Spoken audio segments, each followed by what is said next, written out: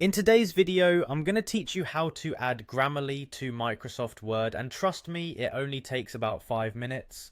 Grammarly is a fantastic tool for helping you catch errors and improve your writing directly within Word. So, let's dive right in and get you set up with this powerful tool. First things first, you'll want to open Microsoft Office Online. This is your starting point for accessing Word if you haven't installed it on your computer. Microsoft Office Online is a web-based version of the Office suite that lets you access all of its functionalities right from your browser. For those of you using Word installed on your computer, you'll start from here as well. Just navigate to open Word in your Office suite.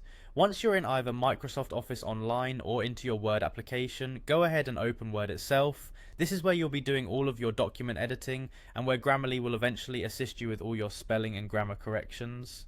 Next, you'll want to open a blank document. This is your workspace where you can test out Grammarly once it has been successfully added. Think of this as your blank canvas ready for all your text and notes, free to type or paste any content here for Grammarly to help evaluate. Now let's turn our attention towards adding Grammarly.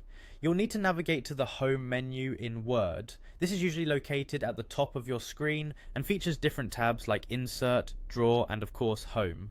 This menu bar is your gateway to customizing your Word experience. Within the Home menu, locate Add-ins.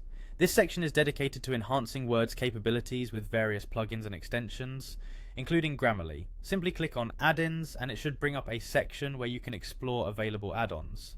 In the Add-ins section, you'll see a search bar where you can type in Grammarly. Go ahead and type it in and then hit Enter. This will bring up Grammarly for Microsoft Word, probably as the top result because it is a highly popular tool when it comes to grammar checking and text editing.